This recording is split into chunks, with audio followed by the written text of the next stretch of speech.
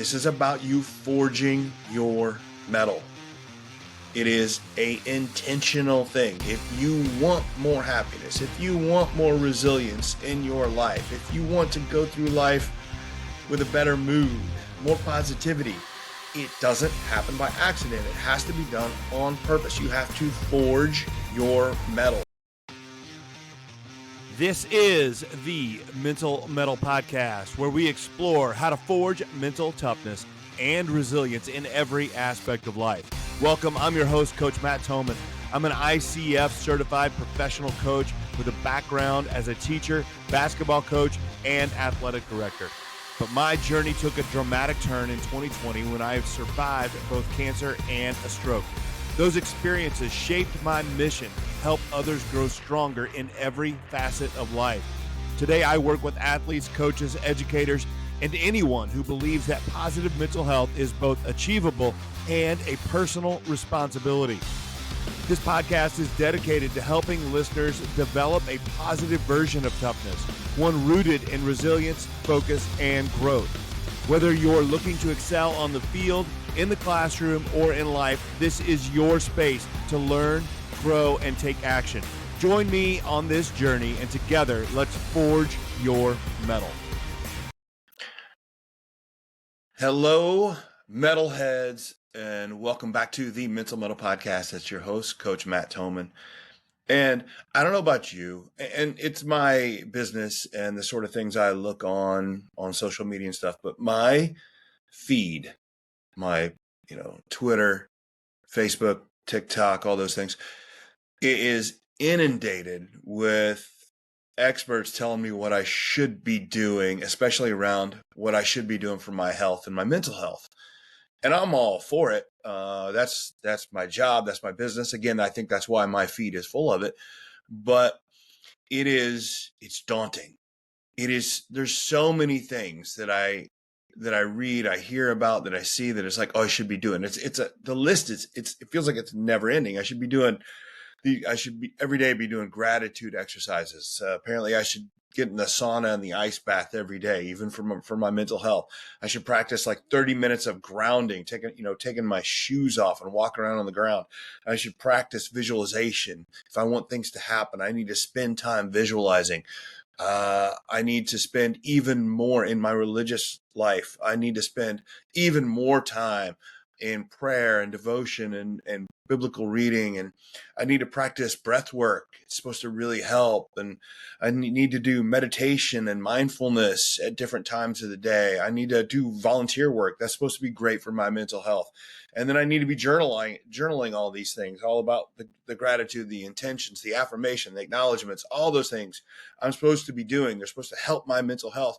But I'm also supposed to be, working a job, living a life, having friends, doing things that I like, while also exercising and making sure, you got to make sure you get that 8 hours of sleep.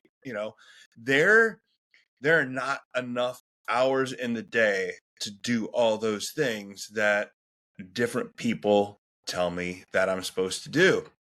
And then, of course, don't forget all the things that I'm not supposed to be doing that are for my mental health, like things I shouldn't be eating. Don't eat the sugar. Don't drink soda. Don't have those white carbs. Those are terrible for your anxiety. And don't eat too much, too. That's just not good for your health. And then sometimes don't even eat at all. Fasting is supposed to be really good for you physically and mentally. And be careful not to self-medicate. Too much caffeine, too much alcohol, and again, too much of the sugar. And then, ironically, as I'm reading it on or seeing it or reading it on my phone, that I'm supposed to shut my phone off, that I need to limit my screen time for my brain, and also not, being on social media, because that tends to make me want to compare myself to others. So there's all these things that I should be doing or things that I should not be doing. And that, again, the list is daunting, and quite honestly, it's overwhelming. And all the things that I've mentioned there, I have done in some capacity for at least some of the time. I've practiced different things, and for different reasons, times in my life, I've started them and stopped them, and all those things that I mentioned, I'm not really doing any of them regularly as what I would call my, daily routine. There's some things that I do. Of course, I work on some things, but I don't feel like, oh, I always do this. And as I was coming into the new year, I was thinking about, and this is a big year for me. When I was thinking about New Year's resolutions, this is deep breath. This is the year that I turned 50. I know. It's a lot, bro. It's your age is a number and all that, but 50 it feels like that's a big number. Like I know every time you hit a 30 or you hit 20, then 30, then 40, then 50, these decade markers are a big deal, but 50 seems like, well, that's half of a century, right? That seems substantial. My body feels that. I don't know. Hopefully my knowledge and my wisdom, but anyway, I digress. Uh, it felt like at the beginning of this year that I was like, I need to figure it out. I need to figure out all what I need to do for myself. And I kind of told Dana at some point that I was like, need to start doing things that I know are good for me. And then as I started looking down the list, I realized I can't, all these things that are good for me, I don't have the time for all of them. And that kind of, honestly, that made me and I think it made me realize that having such a list of things that I'm supposed to do is what kept me from doing any of them. And, that hit me, and it realized that I need to do something about that. But what should I be doing? What's best for me? Obviously, all the things that we mentioned, right? Fasting, sauna, ice bath, meditation, gratitude, doing some yoga, this long list of stuff. They can all help. They're all research based. They've proven to help people happier, more resilient, all those things. Well, which one am I going to do? I don't have time for all of them. Nobody does. And what it got me thinking in my line of work and what I do, and what, having this platform of this podcast, it made me realize that I wanted to try all of them in different times. And that led me to come up with what I'm going to call the monthly Mettle Challenge. Now, here's what that's going to look like. Each month, I'm going to dive into a different wellness tactic for that month. And when I say dive in, I am going to dive in. I am going to practice it daily. I'm going to spend a fair amount of not just practice it a little bit. Like I'm going to spend a fair amount of time working on it and making it a conscious and here's the word I love, intentional part of my day. Now, every tactic I'm going to do is researched, written about, and each one of these can increase your mental health, and that's what I want to do. I want to notice. I want to notice the difference, see what I got out of that, and then also, what are the pitfalls from this practice, and what do you have to watch out for if you're doing this practice? And I plan to do this over the year of 2025. And remember, though, that my goal here, because it's the monthly Mettle Challenge, is to develop my mettle. And if you haven't listened enough and you don't really know what I'm talking about, the word mettle is a person's ability to face adversity in a spirited and resilient manner. To say that you want to live happy is fantastic. You can do that, but happiness misses some of the idea. I like to use the word mettle because it assumes that life is going to have adversity, which it does for everyone. It exists. So for me, it's about happiness, and having good mental health is about the way we handle adversity and how we do that in a spirited, in an enthusiastic way, and do it in resilience. And we keep striving for our goals and what we want out of life, regardless of what's going on. And I hope, my goal for the year is that all these tactics are going to help me understand how I handle adversity and how this helps me get better at it in different ways. And hopefully it's going to make me a more positive and more resilient person. And if you're listening to this and you know me and you're like, well, that seems silly because you seem like a really positive person and you seem pretty resilient. I get that, but it's all relative. And one of the reasons I teach and preach this stuff is because I need it. I am a naturally anxious and worried person. I stress a fair amount. My mind, I'm an overthinker to the max. Uh, I have really struggled at different times in my life, and it's honestly partly what makes me a really good coach is because I get it. I understand how we can let things in life get in our way and how things can spiral out of control. I've made a lot of progress. I'm not doubting that. I'm not ignoring that.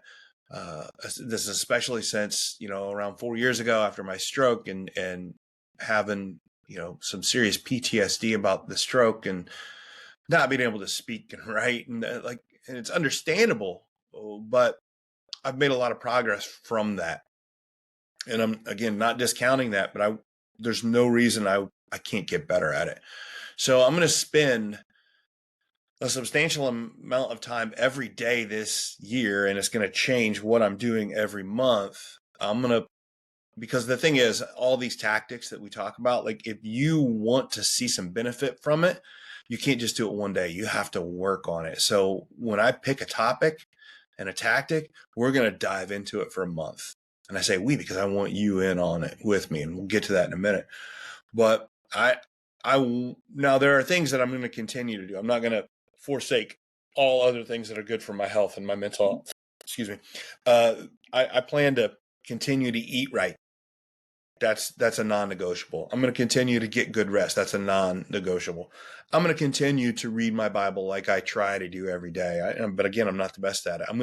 That's one of the things I'm going to do in a month. I'm going to increase my reading and devotion and prayer. Okay. But I'm not going to stop doing the stuff that I'm already doing. And I'm not going to not exercise. I'm going to keep exercising because that's a no-brainer to me. Those are the givens, like eating right, reading my Bible, getting some rest, and exercising. These are the non-negotiables. And I'm going to continue. I'm not going to compromise on those things. I'm going to continue to do those things. And I don't think you need me to tell you that exercise is good for your physical and mental health. You might be struggling with it and you might need to get in there, and you should, but I don't think I need to do a month where we talk about that. That's a given, and that's something we can continue to work on. But I will tell you that some of these things that I'm going to work on, these tactics, their goal is to help you gain your resilience and your enthusiasm for life and things like that. And all these other things might be able to help you find more time to work out, eat right, and those things. So that's my plan. And I just want to start adding one new tactic to my lifestyle right now every month and see how it helps, what I notice, and what information I can give to you. So what I'm going to do a new one every month. And I'm not going to tell you what we're doing every month. I'm going to let it be a little bit of a surprise. But yeah, I plan to do that. The other thing I'm going to do every month, and I'm really excited about, I am going to use this podcast and this platform to showcase coaching. I'm a certified coach. I'm a, professional coach with ICF. I've got all the credentialing, and this is what I do for a living. And I've always found that one of the hardest things that I have to do is explain to people what coaching is and how it can be benefit. A lot of times they believe it can be beneficial, but they don't really understand what it is. And if you've never experienced coaching, I get that. It's weird. It's hard to understand. It's not therapy. It's similar, but it's not quite the same. But I figured rather than me always trying to explain it, I'm actually going to showcase some of it once a month on this podcast. And I'm not going to be the coach. I'm going to be the person that's being coached. And I feel like that's a way for me to be a little bit vulnerable here and let you know that even coaches need coaches. And hopefully you can see some of the progress and how the process works. Usually, uh, coaching is a confidential thing. So it's going to be a little bit different. I am going to be putting myself self out there a little bit to have it be recorded and put it out there for the world to see, because coaching is supposed to be a personal thing, and it is confidential, and it's a little bit vulnerable, and that's something I'm gonna have to get over. But I feel like I'm doing it for the right reasons, and I think I can handle it at this point. Plus, especially if it helps promote the idea of coaching, which is what I want to do. So I'm going to get coaching every month from a Lark Song certified coach. Now, Lark Song is the company where I got my coaching certification. I'm on the board there. So it's a great organization and full of phenomenal coaches, phenomenal human beings. So I'm in really good hands. And what I'm going to do every month is have a coaching session and have it recorded. And the goals for those coaching sessions is I want to better define my intentional practice for that tactic, what that's going to look for, the benefits I'm going to look for, and how I'm going to know if I'm successful. We have to know a target. We have to set a target or set a goal, or otherwise we wouldn't know when we hit that target or that goal, right? So I have to do that around this tactic or this practice. We talk about some of the potential hurdles, some of the things that are going to keep me from getting this done. Honestly, talk about those and be like, I'm going to struggle with this, but here's why I'm hesitant to do this, but I'm going to do it anyway. Talking about those hurdles ahead of time is huge, and then at the end we'll have that specific time or specific plan. The times I'm going to do things, how much I'm going to do it, how often. Every day I'm going to do something depending on what that tactic is. And it's going to give me a well laid out plan, very specific, very intentional, but then also a little bit of energizing to give myself a little bit of push to get it done and to do it, and creating the mindset that I'm going to need for that month. And that, again, that short session, somewhere around 20 minutes, is going to be on this podcast. You'll hear mine coming up here in a minute for January. I'm really excited about that part of it. I don't know that a lot of coaching has been shown on podcasts. I think some people have done therapy sessions. You can look at them on the internet and stuff, but this is going to be a podcast that showcases coaching and what it is. And hopefully you enjoy that and you can get something out of it. And we'll talk about that in a minute and what I want to do. The other thing I'm going to do monthly, and I'm really excited about this, that I'm going to help strengthen this point, is I'm enlisting the help of my wife, Dana. And I'm just really excited about this. I kind of had an epiphany about this when I mentioned what I was going to do for the month. And she said, I think I want to do some of it as well. I realized I could leverage this. Now, the reason I'm picking Dana is Dana's a very successful and also very busy executive. She works for Caterpillar, and it's a great company. It's a great job, but it's demanding. And she and I are on different ends of the spectrum sometimes when we talk about this mind wellness stuff. And just because of the way we think, and then also our different situations. I work from home, and due to my job, it's my job to think about these tactics. So I have time to practice them, think about them, lead them. I'm in these wellness tactics. And I'm not worried about me having time to do this throughout the year. I will have time for it because it feels like that's part of my job, right? So it's easy for me to do. But Dana works, maybe around 60 hours per week, travels a lot of times. It's one of the weeks per the month. She's very busy, has a lot of responsibilities. And if there's anybody out there, this is not a comparison thing. I'm not, making it hers works more than you do or whatever. But if there's anybody out there that has an excuse to not exercise, not eat, and to not practice wellness, it's her. She's very busy, a lot of things going on. And I'm excited about her having her version. We're going to call it Mettle in Minutes with Dana, because she's going to do a shorter version of everything that I'm doing just on a busier schedule, and making point of it that you can do some of this stuff. You can forge your metal in just minutes a day. I feel like an infomercial there.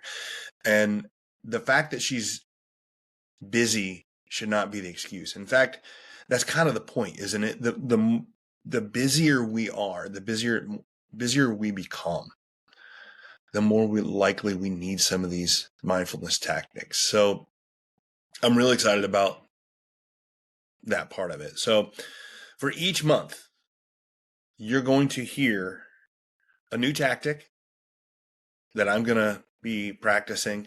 Going to do some research on this, some information, and maybe mention a book about it, and different things that you can maybe read about it. I'm going to include my coaching session with a Lark Song certified coach.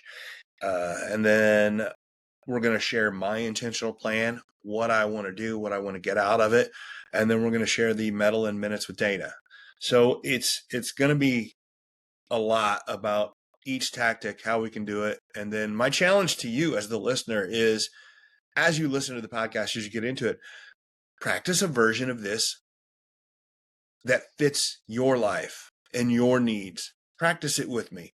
You may not have an hour to work on it each day, but you might say, I can do it a couple times a week, or I could add a little bit, at least try once this new tactic and see what you think. And remember, as I'm asking you to do this is about you forging your metal. It is an intentional thing. If you want more happiness, if you want more resilience in your life, if you want to go through life with a better mood, more positivity, it doesn't happen by accident. It has to be done on purpose. You have to forge your metal. That verb that I use there, forging, is intentional. It is, you can't accidentally, when we're talking about forging metal, like the other version of metal, when you make a sword or, or something in a forge, you don't accidentally light a fire and stick metal in there to shape it. Like, it happens on purpose. You have to choose to do it. And that's what I'm doing here in this year, practicing different tactics. I'm really excited about trying these things for a month at a time, and just really diving into each of them and seeing how it changes my life and increases my life and my happiness, my resilience, and all those things. And I want you to do it with me. So, Mettle is a person's ability to face adversity in a spirited and resilient manner. It is a great skill to have for athletics and for life, but it is not something we are born with. If you want it, you have to forge your metal. And if you listen to the Mental Mettle Podcast, you already know that, but not everybody else does yet. So help me out by ordering and wearing some sweet The Mental Mettle Podcast gear. We've got short sleeve tees, long sleeve tees, and some super comfortable hoodies. Order online today and you can have your gear in no time. But the best part is that every order helps support the show and helps me spread the message that mental toughness is a trait that can and should be built. So find the link in the show notes, order your gear, and start showing that you know how to forge your metal. Are you ready to take on the toughest opponent you've ever faced? Yourself.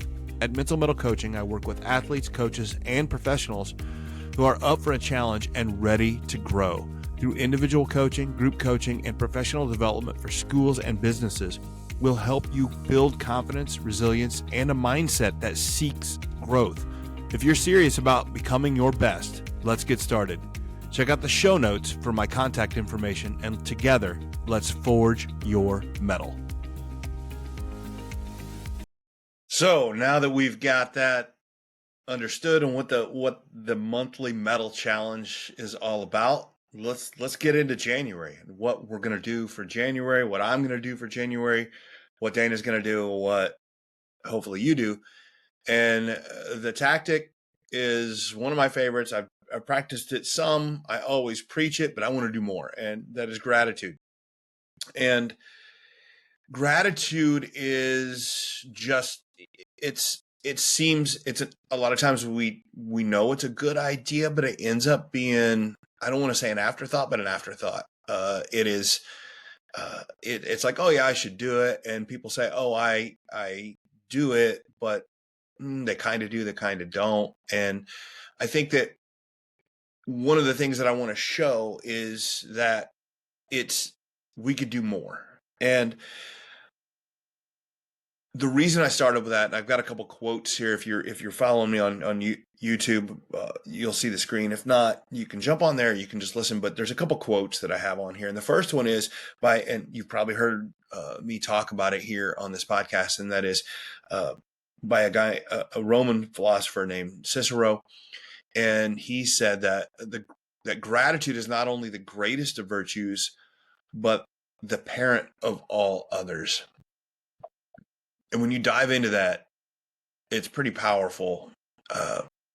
He's saying that the gratitude is, if there's a virtue we should have, it is gratitude, to be a gracious person.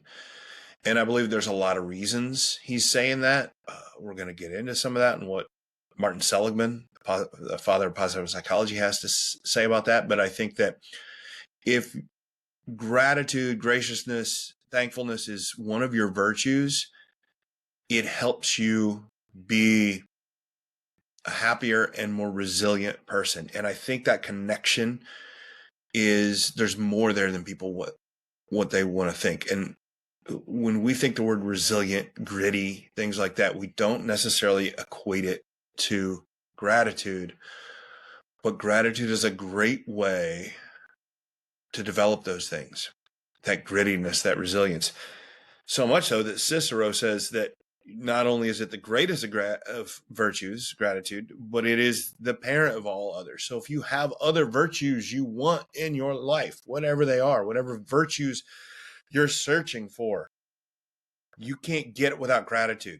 And I think that makes sense, because gratitude gives us the ability, even if we're showing gratitude for ourselves and looking for the good things in our life, gratitude allows us to build on ideas, on progress that we've had and we've made. So if you don't have gratitude for the work you've done and the work you've put in and the progress you've made, you're not going to continue to make progress. So gratitude gives us that ability and that resilience and that positivity to keep moving forward. Whatever your goal is, whatever your virtue is, whatever progress you want to make. And I love that idea, and that's also why I'm starting it with January. If I want other virtues, if I want to do other things and practice other things, gratitude is the thing I need to start with. And what I love here with the juxtaposition here of the two quotes that I have is we have a quote from a Roman philosopher, and we have a quote from the Bible from Apostle Paul. And those two, the Pauls versus the Romans, we couldn't be any more, on the other ends of the spectrum, right? We gotta, they were not the same in what they believed, and they're just completely opposite ends, and yet they're saying a lot of the same things. And the verse I have, and there's a couple from Paul, but the one I like here about that is 1 Thessalonians 5:16, and Paul says, "Rejoice always, pray continually, give thanks in all circumstances."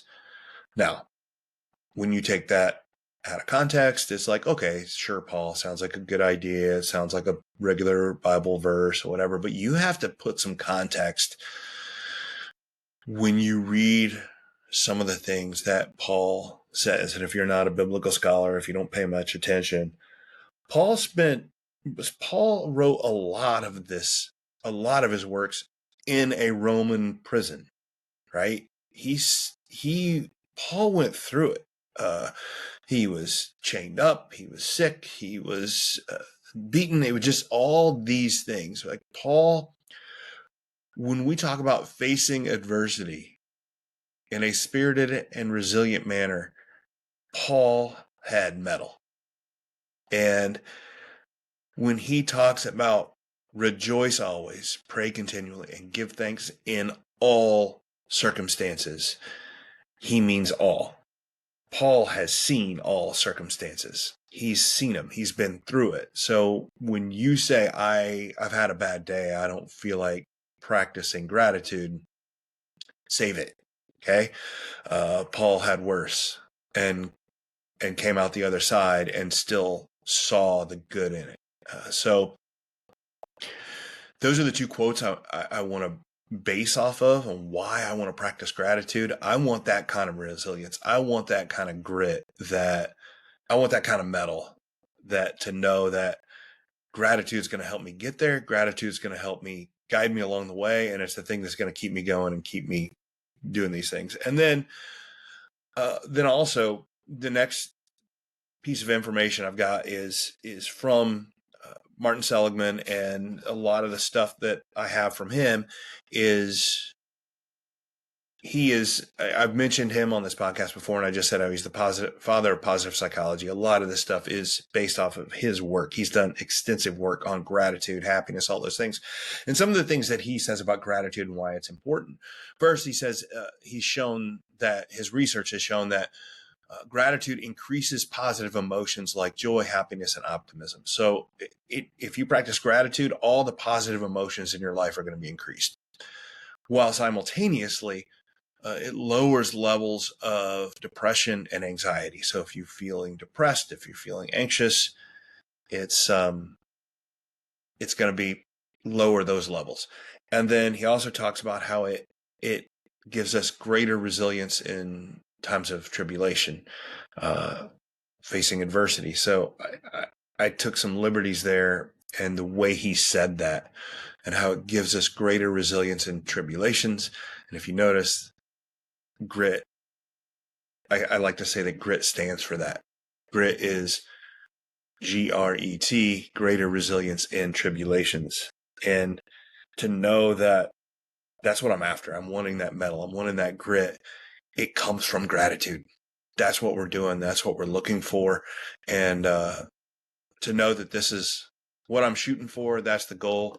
Yeah, that's why I chose gratitude as what we're going to work on today. Now, he also talks about Seligman and in his research on, okay, there's one thing about knowing the gratitude's there, knowing what the good is, but how do we practice it? How do we practice gratitude? Remember, intentionally. And there's a couple ways that he talks about it. A lot of it's from if I was going to, this is a book I recommend to people a lot. Fantastic book. A couple of things that he mentions on that, and a couple of things that I'm going to talk about in my coaching session coming up here is one that he mentions is something called the three good things exercise. And it's a practice in gratitude. And the way he describes it is you would sit down every night before you go to bed and you would write down three good things that happened in your life and why in that day, three good things, and talk about why, what it gave you, and try to journal a little bit about those things. And it's a simple exercise. The hardest part about it is remembering to do it every night, but that's what I'm going to, make reminders and make sure I do this. But I've also changed that option now because I work with athletes, coaches a lot, and parents of athletes. And if we have parents and athletes that are struggling to know how to talk to each other after the game, I always suggest this idea is when you get in the car after a game or a kid gets home after practice or a game and you're struggling to critique and do these things and it ends up in a fight, if you would start just practicing the three good things exercise, have the parents say three good things that happened in that game or that practice, and then have the kids say three good things that happened in that game or practice, and just make that your point and just say, that's all we're going to talk about is those three good things, and let it go. You're going to see an increase in that kid's positivity and resilience and grit. But that's an adaptation I do with it, but it's a great idea. What it does for you, or what the research says, and kind of what I found is, and what I'm hoping to find more of, is that if you practice three good things exercise, it leans your brain to start to look for the good and the positive throughout the day. You're going to be thinking throughout the day about, I need to find three things that are good. So it's going to take me a minute. I need to be looking for those things. if you've ever heard, I feel like it's an antidote to what they call the red car theory. The idea of, like if I ask you how many red cars you saw on the way to work today, you're like, I don't know. I wasn't looking. But if I say, okay, how many red cars are you going to see on the way home? You're going to look for them. So it's about changing neuroplasticity, changing neural pathways, and start looking for the positive. So if you go through your day thinking about things you're going to have to write about at the end of the day that are good, you're going to look for them more. And that we do that over time. Again, these things have to be done over time. That's going to make a difference in your life and your positivity. The other thing that he talks about a lot in his book Flourish there is he's come up with this idea of what he calls gratitude letters, in which you would write a letter to somebody that's supported you and been really impactful for your life, and do it just write them a heartfelt letter. Be honest and be truthful about what they've done, and then deliver that to that person in person and read it to them. It's kind of involved, and when you think about it, it's a little scary to be able to do that, but it's supposed to be. I've yet to do it. It's supposed to be a great exercise for practicing gratitude and developing those benefits that we see from it. And the whole idea is that if we practice gratitude, we need to get into the idea that gratitude does more for the giver than it does the receiver. Gratitude does more for the giver than it does the receiver. Now, I write a gratitude letter to somebody. I hope they're going to like that and feel good about it. But technically, theoretically, it's supposed to actually do more for me than it does them. Not to be selfish about it, but that's one of the things it's supposed to do. And I'm really excited to see that. And I wanted to mention those two techniques because it's going to come up in my coaching session here. So we're going to jump into that coaching session here. Now, this coaching session is done. The coach, she's been on my podcast before. If you want to hear, if you like what she has to say or see how, like watching her coach, she does a great episode. We did a great episode a while back with Megan Gilmore talking about getting the woo woo out of mental health and some of the stuff like that, and how it can be so feel kind of silly. And we get into the nitty gritty of some of the brain chemistry and how that works, and it's really cool. But anyway, Megan's going to coach me here. Now, as I mentioned, if you've never experienced coaching, this might seem strange to you, but I need you to know that this is very real. Megan was not prompted. I just told her what I was going to start doing, and I wanted to do some coaching, have some coaching and have it recorded, and she was all about that. We didn't have a script. We don't do anything. We just jump into it and go. And she coaches me in the way that coaches coach. And she, being the founder of Lark Song, is a really good coach. And you're going to see that it goes places that we didn't expect. But it's really good. So just know that this is real. This is not prompted. It's not scripted. This is what coaching looks like. And I'm excited for you to see that.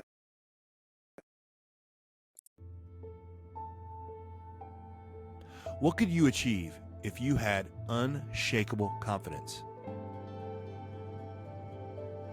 At Mental Mettle Coaching, I work with athletes, coaches, and professionals who are up for a challenge and ready to unlock their full potential. We offer individual coaching, group coaching, and professional development for schools and businesses. Whether you're looking to excel on the field, inspire your team, or thrive in your career, we'll give you the tools to face adversity head on and grow through every challenge. Don't wait to start living your life with confidence. Check the show notes for my contact information, and let's forge your mettle together. Okay, awesome. Hey, Matt. How's it going, Megan? Good. It's going great. How are you? Doing well. Doing Do I have well. permission to coach you? Oh, absolutely. Okay, great. What do you want coaching around today? So what I want to do is talking about, and I talked to you a little bit about what I want to do for the new year and trying a new well-being tactic every month. And for January here, I really want to get into gratitude and what gratitude can do for me. I preach a lot of gratitude, I talk a lot Yeah, of gratitude. I don't want it to say it this way, but I talk a really good game about it.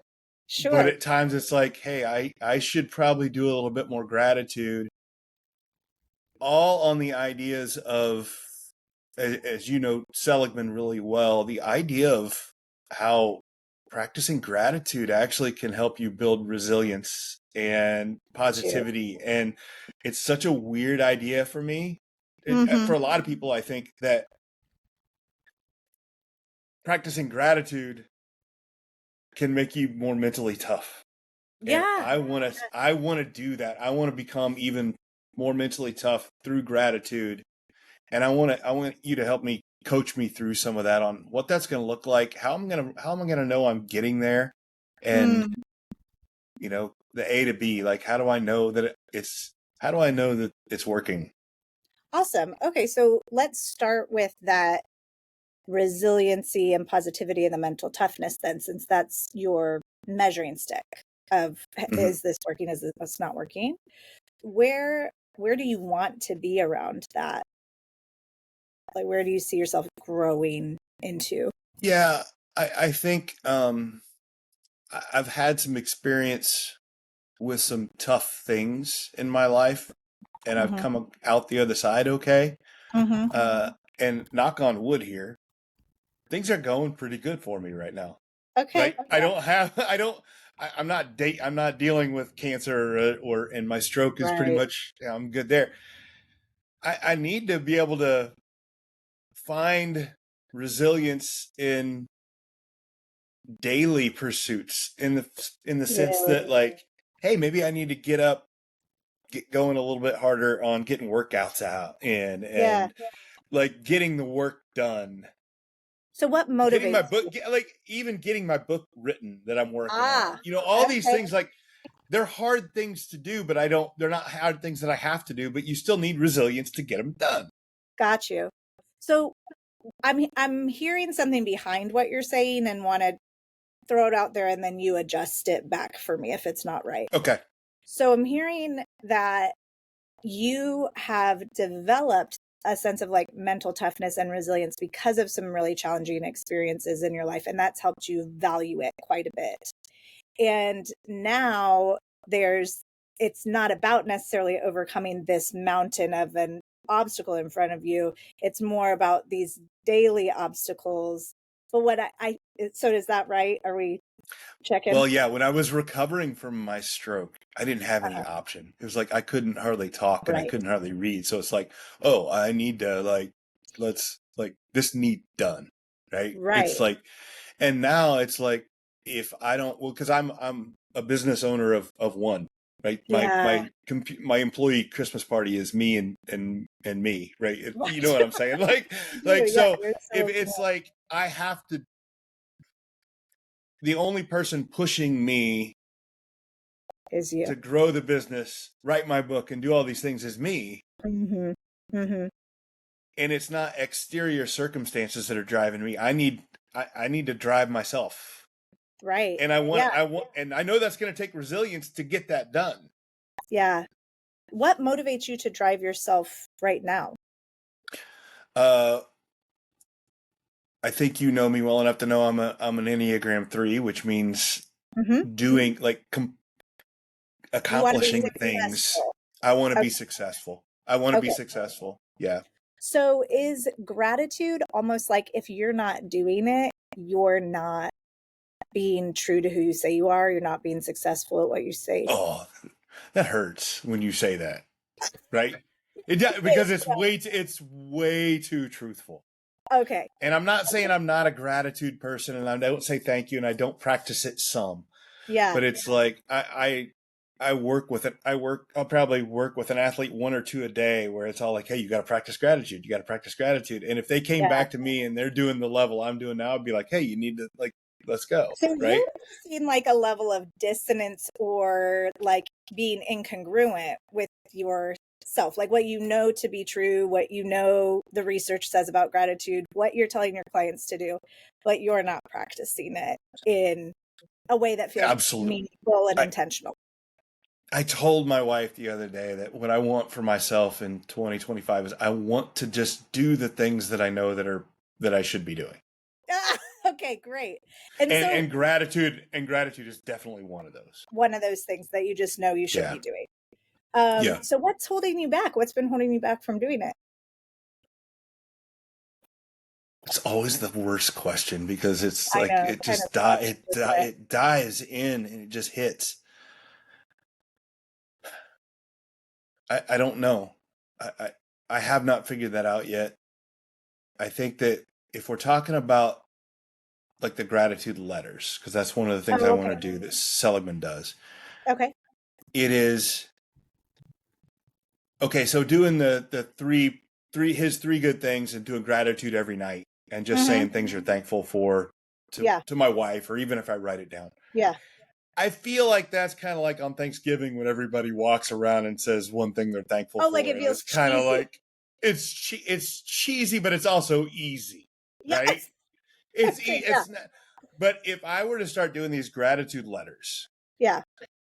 that involves somebody else and what they Yeah. think about it. Yeah. Yeah. Not that they wouldn't enjoy it, but they might be like, what is this? This is weird. Why are you Mhm. walking up to me and want to read me a letter about what you're thankful for on Yeah. on a random day that's not Thanksgiving, right? Yeah. Yeah. Yeah. And so I there's think some that's one thing that awkwardness. holds me back. There's some It's awkwardness. awkwardness. Yeah. Absolutely, it's awkwardness. Yeah. And especially if part of your motivation for doing this is like desire to be successful in who you are and what you're doing. And then you walk up looking like clumsy and awkward with this gratitude letter, that doesn't feel good. I think that's another thing is because I preach that all the time. It's like, hey, you need to be vulnerable sometimes, and Uh, that's how you get tough by being vulnerable, which seems backwards. But then it bothers me that I don't go do this because it would be awkward and right. vulnerable. Like you're choosing vulnerability in those moments rather than it like being thrust upon you because of some life circumstance or Yeah, right. yeah. It's like on some level, this is weird. I tell people all the time that one of the best things that happened to me was having that stroke. Yeah. Right? It's Yeah. weird, and I think most people can get behind that when I explain to them and things like that. Yeah. But it's like if I just blame the stroke for them being the motivation to become what I've come as far as a coach, then it's Yeah. like it wasn't because of me. And I can say, oh, it's a God thing, which I completely agree Sure. and do this. But it's like, where was the in? Like, what did you do, Matt? It's like God helped and He gave you a Yeah. stroke and you had a stroke, but where and you survived it. But Mhm. can't I create that adversity on my own? Yeah, well, and it sounds like you're at a point where that very true, very like important part of your story is where you are now, but you're now leaning into the future. And it's like, how much can that fuel you as you craft your future story? You know what I mean? I do because it feels like it's weird because whenever somebody comes up to me that I haven't seen for a long time and they starts talking Mhm. about like, oh, you're doing great, and I'm like, well, yeah, it's been 4 years, man, I'm fine, but Yeah, then I also don't. I have to do that to myself and be like, it's been 4 years, man. Let's go. Like, what else? Like, right. what else you doing? Right. Yeah. And So I what think else that are you that's doing? where I know, and that's it, right? And I want to write that. I want to write a book, and Mm, I want to get in a. I turned 50 this year, which is a that's a big and I goal. know I know I work out some, and I practice jujitsu, and I do some things, but me being me, I want to do better, Yeah. and Okay. I when I'm not pushing myself a little bit more, Yeah. I feel like I'm stuck, even though, because it's all perspective, right? Somebody's going Right. to look at me, the things that I do, and be like, well, you're doing enough. But it bothers me that Yeah. I'm not pushing forward. And I really think I want to see how Right. practicing the gratitude helps me push that, because according to Seligman and a lot of the stuff I read, that's actually going to help me do that. Exactly. And when I'm really curious how that's going to impact your like acceleration on these other goals that you have. like kind of getting rid of some mental clutter maybe that is on the way to these other things that you really want. Well, right. I think I'm hoping that it helps my resilience, my daily resilience. Like Yeah. I'm going to do this, and I'm going to Yep. have more focus about doing this, Yeah. and I'm imagining like the difference, just a really simple, the difference between like your alarm going off in the morning and being like, just like, 10 more, we're just gonna hit snooze 10 more minutes, and like, I'm up. I'm up. so I'm I walking. today is January 3rd, right? Mm-hmm. And I woke up this morning, and last night I went sit in my bed. I set my alarm for like 5:30. I'm like, I'm gonna get up. I know I haven't had this conversation with Megan yet, Oh and I yeah. know I haven't figured out all what I'm doing, but I was like, I'm gonna go ahead and get up at 5:30, and I'm gonna get a workout in. I'm gonna do this, and you know Yeah. what I How'd did? that go? I hit snooze, You hit and snooze?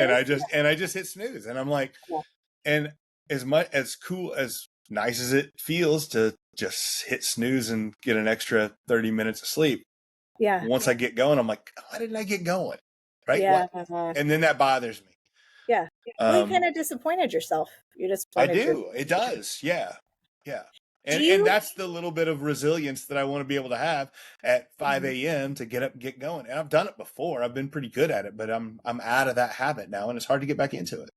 Okay, got you. And this is just kind of an intuitive question. I'm wondering, like, how hard are you on yourself when you disappoint yourself? You pretty easy on Oh, yourself? no, You're it's pretty pretty hard bad. It's tough. It's not as bad as it used to be, thanks Uh-huh. to some of the stuff that you've helped me with over the years. Yeah. It used to be really bad, but Yeah, I'm the wondering if fact that there's some tension there though, Matt. Like, do you let yourself off the hook too easily now? Like that's now it. that That's you're it. over the shame piece, like shame's not an effective motivator anymore Right. when you're disappointed, right? So do you let yourself off the hook too easily I if shame's do. And not involved? here's a problem that I have right now is when I start working on those positive voices and don't let the negative voice in, Yeah. because I used to have a really bad negative voice that would beat me up. And quite Yeah. honestly, it motivated me a little bit, but it Yeah. also gave me anxiety, stress, and all those other things. I'm struggling to find the motivator in the positive affirmation voice because it's happy to say, "Hey, you're all right.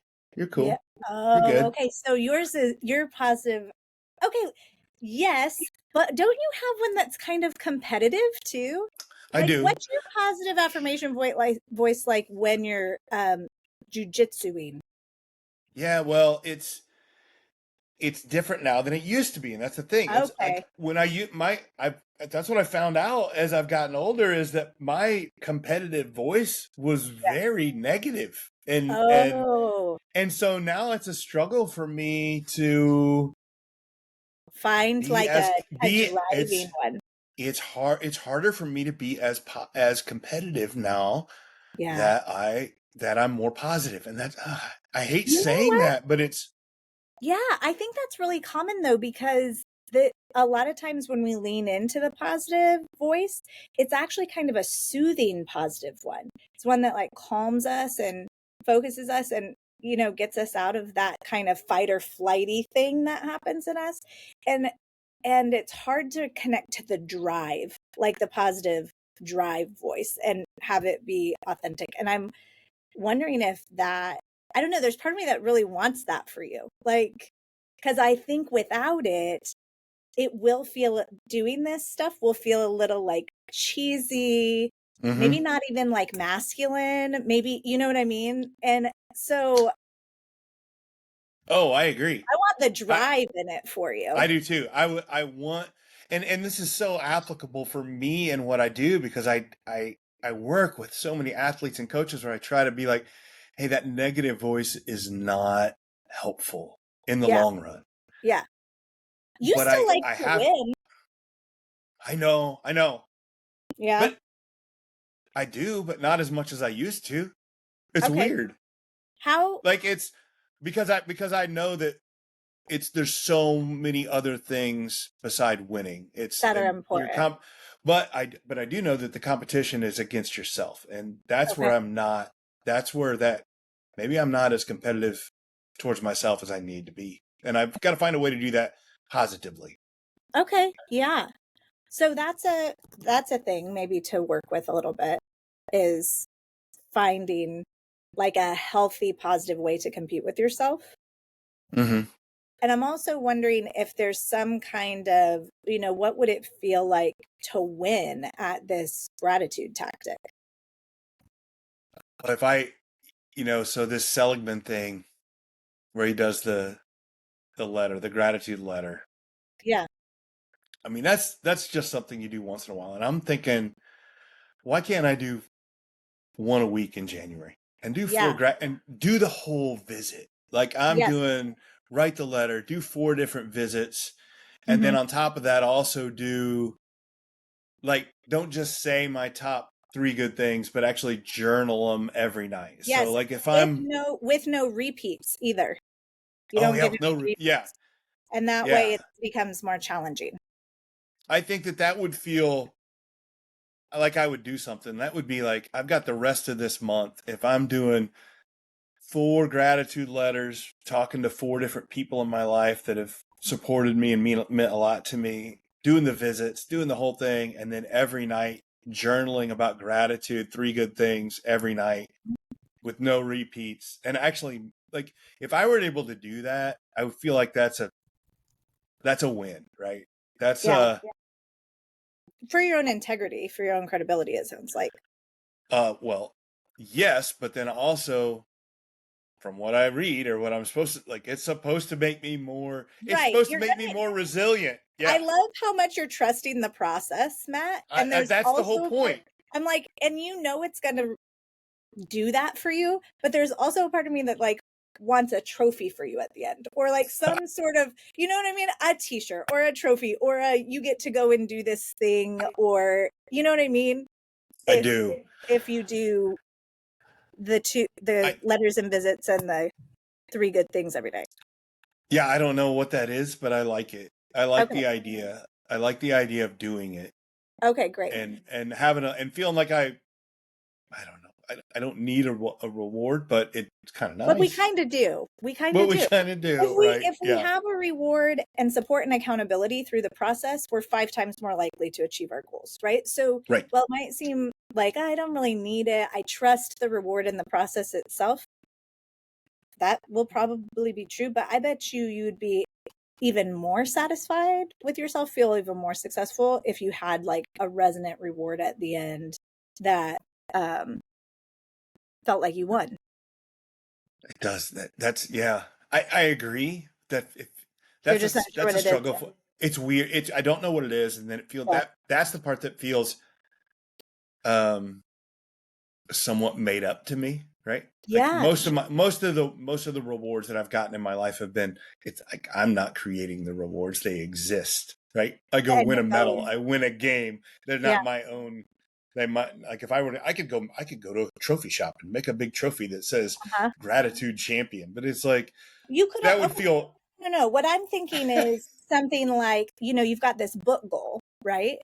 right. And what if because of the work that you put in around gratitude, you have enough acceleration and clearing out the mental clutter that you could get a writing coach for your book, or you set up a meeting with a publisher for your book, or whatever it is that's like the thing you're a little bit afraid to do and haven't done yet because frankly you don't have the mental toughness to do it yet, or it feels vulnerable or whatever.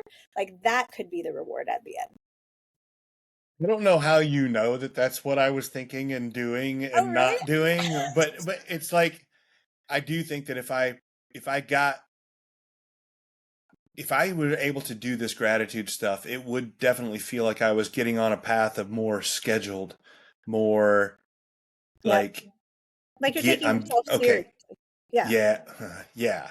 And if I could take myself more seriously, maybe I'd be like more likely to work with a writing coach or more importantly, start sending it out.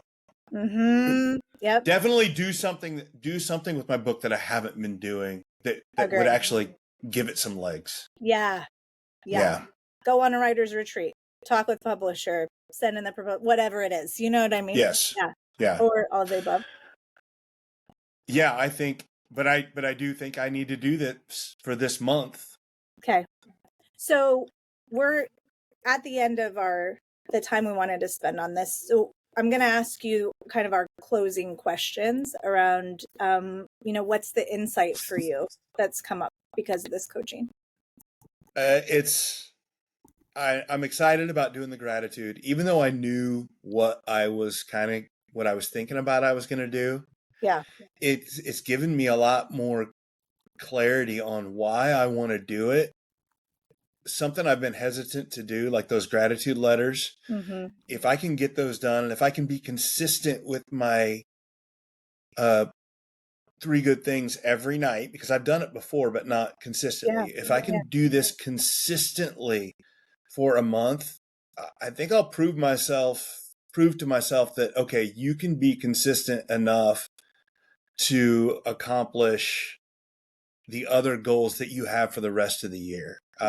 Amazing. There's weight. I want to get in better shape. I want to compete in a jiu-jitsu tournament. I want to finish my book. And if I can do if I can do the gratitude stuff for a month mm-hmm. and do it right, mm-hmm. I can get those things done this mm-hmm. year. And that's your clarity on why it's important. I think so. Okay. I think so because kind we of could like also gateway into all the other goals. Yeah. Plus, supposedly, again, trusting the process that this gratitude is going to help me with the resilience I need to get where I'm going. Great. So then action you want to take. I heard the 4 gratitude letters and visits before the end of the month. Yep. And then journaling 3 good things every night, no repeats. No repeats, journaling every night, 4 gratitude letters and visits. Uh-huh. And then was there anything else around creating some kind of reward for yourself? Is that something that you want to do at the end? Or I think that's TBD, but by the end of the month, I will have a reward for myself planned out by then. Great. So the action is having it planned out by the end of the month. Yes, absolutely. What obstacles might come up to get you off track? Sometimes when I say one of the problems I have, if I say I'm going to do something for a month and I miss one day, it's like, well. Mm-hmm. So what are we going to do when you miss a day? We're gonna double up the next day. Double up. Okay, great. Yeah. And what support and accountability do you need to make sure you're successful? So I will be at the Lark Song retreat with you at the end of this month. So I definitely want you to check in and about the letters. Okay. That I've done. Journaling too, or just the letters? And the whole thing. Yeah, the whole thing. So you'll get an accountability check-in from me at the end of the month. Do you want anything before then? Any weekly pokes or anything to see how you're doing? I would take them. Okay. Sure. Yeah. So weekly pokes and end of the month check-in? Yeah. Got it. How do you want to end our session? Oh, I want to practice gratitude with you for doing this session. Okay, great. And for I just want to thank you for being willing to do this session and have it be on the podcast, and then co-creating with me with Lark Song with Mental Mettle on some stuff for well-being. I know you and I have a lot of the same goals, and just it feels good to be in sync on this, and just your support with it, because I just contacted you yesterday. and the fact that you're all in with it, I appreciate that, and thank you. Of course. Yeah, thank you, Matt. Good sesh. Okay. After battling cancer and recovering from a stroke, I decided I wanted to change careers. I knew I wanted to help others thrive while living a life that aligned with my values. I realized that flourishing in life is a choice, and I wanted to help others do that through courageous actions. And luckily, I found Lark's song and became a certified coach. From certified professional coach training to cutting-edge well-being education and impactful workshops and community partnerships, Lark's song programs equip you with the skills and confidence to make a real difference in your life, your community, and beyond. But Lark's song isn't merely about education, and it isn't about changing careers necessarily. It's about transformation. It's about turning dreams into reality. Are you ready to accelerate your journey to a more fulfilled and flourishing life? Visit larksong.com today to learn more. A better future starts today. So that was Megan Gilmore coaching me there, and she's the founder of Lark Song and the head honcho there, and she's a phenomenal coach. And again, that wasn't scripted. Hopefully, she did such a good job because, again, she's a really good coach. You'll notice that it started with a topic and then went to places I wasn't expecting. I didn't go into this talking about writing my book, but it clearly it was on my brain. It was something that came up and something I'm thinking about. And I hadn't really thought about how that would connect to this work that I'm doing on gratitude. But in the session, the insight I got from that was that if I'm wanting to practice gratitude, that's going to give me more resilience, more of that metal. And that's the things I need. That's the adversity I'm facing right now. It's self-imposed, but it's still adversity in finishing that book. I've been at it for a couple of years, and writing a book is hard. It always takes a back seat. You never think it's good enough. You don't want to move forward. You always have an excuse. And if practicing this gratitude is going to help me finish my book, then I'm all about this, and I'm excited about that. So I think that's. I didn't expect that. Again, that's what coaching does. It gives us new insight. But then also Megan did a really good job coming back to the gratitude and what that's going to look like. What's the nitty gritty in my plan? And now I know I'm going to do those 3 good things a night, and I'm going to do gratitude journaling every night for a little while. When I say a little while, 10 minutes a night. But then I'm going to do one a week in the month of January.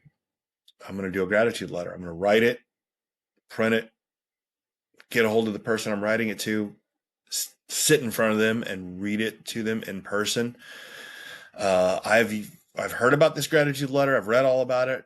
I've never done it yet. And it feels a little daunting, quite honestly, but I'm going to do that. And I'm really going to dive into this gratitude stuff and really practice it. And hopefully it helps me. I'm going to challenge you to do the same. Now, you might say, hey, this is a little bit too much. I can't quite do all of that. And I get that. I'm doing this. I'm meaning to dive in. I'm really wanting to get in, but maybe you can do some of it. And that's where we're going to get into this part with Dana. So we're going to show you her plan here for the busy person that doesn't have a lot of time for these tactics, these mindfulness, or these mental health tactics. And we're going to jump into it, and I'm going to show you what Dana plans to do in this segment I'm calling Metal in Minutes with Dana.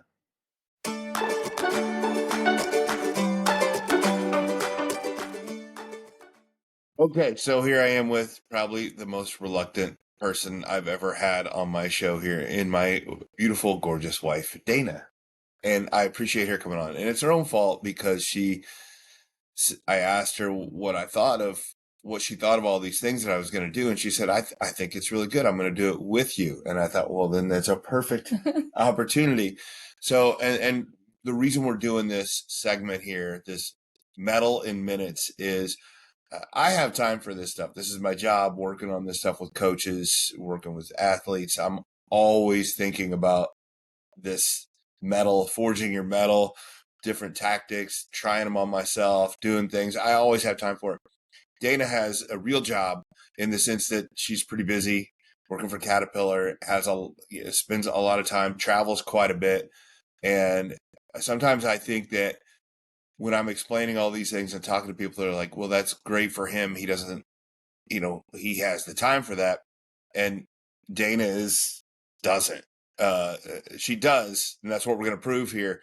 So everything that I do every month, Dana's going to do a shortened version for people that have a little less time in their schedule, which is why we're calling it Mettle in Minutes. And we're going to hope to see what sort of progress, not that you need progress, honey, this is not where I'm at, but she wanted to see, like, she wanted to get some of the resilience and the happiness factors that come with a lot of these tactics that I'm going to practice. So I am excited you're here. Thank you. And the first month, January here, we're doing gratitude. Of course, as you know, I'm doing the whole thing.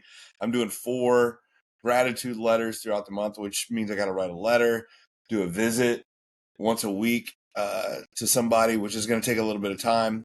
Not really something you'd have that much time for. I'm going to do the 3 good things a night and journal that a little bit. And I want to hear from you what you plan to do, what you're hoping to see. Yes.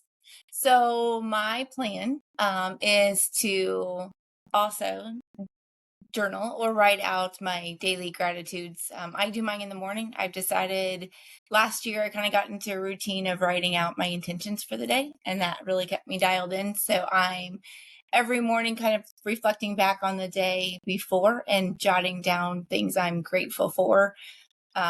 If I forget, because on occasion I expect I will forget, if I get to the office and realize I forget, I am just going to take a quick minute and pause, whether it be in the car as I pull into work or once I get into the office, and just off the top of my head list out 5 things I'm grateful for. For me, I like the focus of identifying good things that are around me and going on. I think it will help limit stress. I expect it will increase happiness and really kind of flip me. If you don't know, I can tend to go towards the negative, not the positive. And I think practicing gratitude daily will really shift me to identifying, even throughout the day, as just things that are going well, things that I'm appreciative of or thankful for.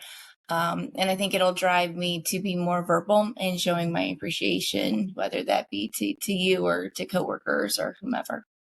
I love that. One of the things I'd like to say that these tactics, people think that they're time wasters, and I try to prove that they're time savers, in the sense that if you can do those things you said, where you show some gratitude, show some positivity throughout the day, it I don't know, it feels like it helps you streamline what you're trying to do, seeing rather than focusing on what's going wrong.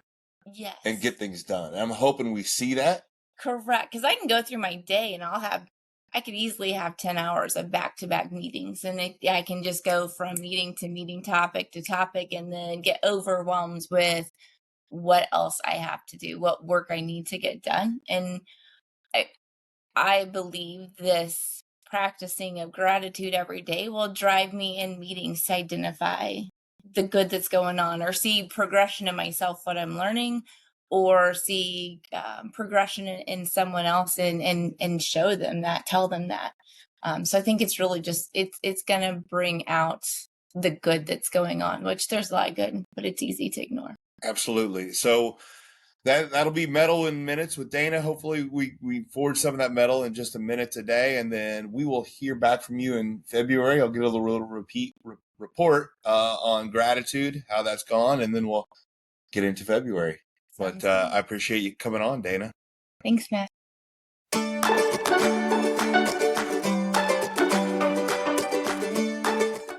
So she's awesome, right? More than I deserve. I say that all the time, but she's awesome. She's going to be fantastic. I can't wait to have her on once a month, the first episode of every month, to talk about what she notices, what she plans to do.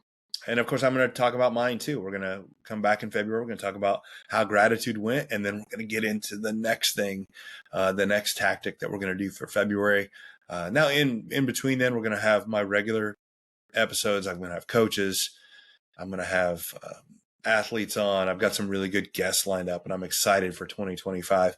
But it's going to be, it's going to be a fun thing to do at the beginning of every month. And I want you to join me. And remember, my challenge to you, because I want this to be intentional. My challenge is for you to find a version that worked for you. I mean, a version of this tactic. I want you to intentionally practice gratitude this month of January. And I know that we're already a weekend or over a weekend, but that's not an excuse. You can jump in. You've got 3 weeks worth you could spend on gratitude until we have the next one of these. I mean, you can continue to do it if you like it, but I want you to practice this stuff and devote some time to this practice. And remember the point. The point is to intentionally forge your mettle. It's a purposeful, intentional practice to increase your own resilience and happiness. And why wouldn't you want to do that? So really excited about the monthly mettle challenge. If you're a regular listener, I would also challenge you to share this episode with someone, put it on your Facebook. Help me out. If you're listening to this and you're like, hey, this is really cool. I like what he's doing. I'm going to try this. Then do me a favor, share it with somebody.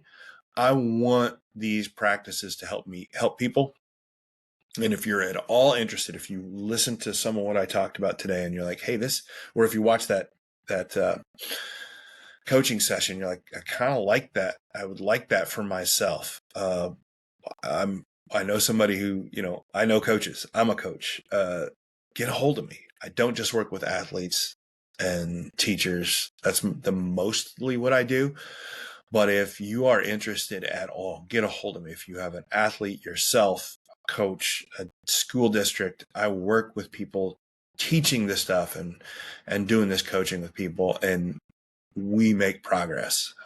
Once we get to that first session, we start making progress. And I love it. And I love helping people forge their mettle. And I can't thank you enough for joining. Make sure, remember, like, share, subscribe. I really appreciate it. And it really helps me out when you do. So this has been the Mental Mettle Podcast, introducing the monthly mettle challenge. I'm excited about it. I'm your host, Coach Matt Thomann. And always remember to forge your mettle. Thanks for listening to the Mental Mettle Podcast. Don't forget to tune in every week for more insights and strategies to help you forge mental toughness and resilience. This podcast is brought to you by Mental Mettle Coaching, where we are driven by a passion for sharing knowledge and experience that empowers others to play, live, and grow with confidence. Our mission is to instill a resilient and spirited mindset in our clients, enabling them to confidently face adversity and actively seek new challenges for personal growth. At Mental Mettle Coaching, we offer individual coaching, group coaching, and professional development for schools and businesses. Whether you're an athlete, educator, or professional, we're here to help you unlock your potential and thrive in every area of life. Until next time, keep growing, stay resilient, and always remember to forge your mettle.